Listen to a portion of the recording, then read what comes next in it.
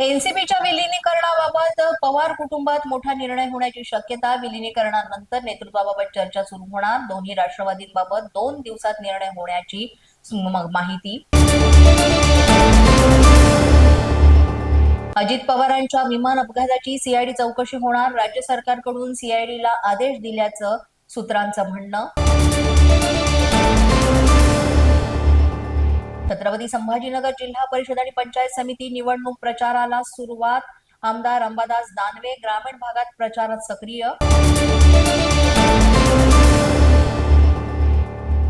राज्यातील सर्व ग्रामपंचायत निवडणुका 6 महिन्यांसाठी स्थगित. ग्रामविकास विभागाचा महत्त्वाचा निर्णय. यवतमाळ जिल्ह्यातील 98 ग्रामपंचायतींवर प्रशासकांची नियुक्ती.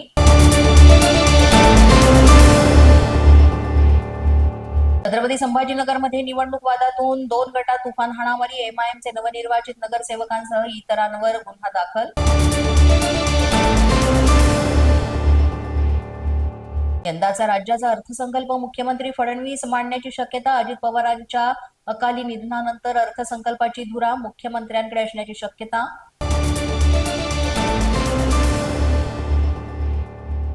अजितदादांच्या निधनानंतर राजकीय हालचालींना वेग. धनंजय मुंडेंची मुख्यमंत्री फडणवीसांशी भेट. सुनेत्रा पवारांना उपमुख्यमंत्री करण्याबाबत विनंती झाल्याची चर्चा.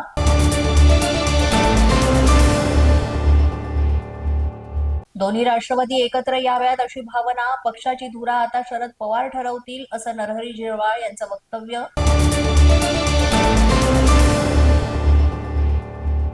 अजितदादांच्या निधनाचा धक्का सहन न झाल्यानं कट्टर समर्थक असलेले 63 वर्षीय सुदाम बोडके यांचं दुर्दैवी निधन. सांगलीतील मिरजेमध्ये मदरशातील विद्यार्थ्यांकडून उपमुख्यमंत्री अजित पवारांना श्रद्धांजली. इसापूर गल्लीतील मदरशामध्ये विशेष प्रार्थना. माझा न्यूजच्या बातमीपत्रात आज इतकंच. तुम्हाला आमचं बातमीपत्र कसं वाटतंय याबाबत अवश्य अभिप्राय कळवा. यासाठी पोलीस माझा न्यूजचं युट्यूब चॅनल सबस्क्राईब करा. तसंच आमचं फेसबुक, इंस्टाग्राम आणि ट्विटर अकाउंट फॉलो करा. अधिक माहितीसाठी आमच्या www.policemazhanews.com या वेबसाईटला भेट द्या. आमचे अधिकृत प्रतिनिधी व्हायचं असेल तर स्क्रीनवर दिलेल्या क्रमांकांवर आजच संपर्क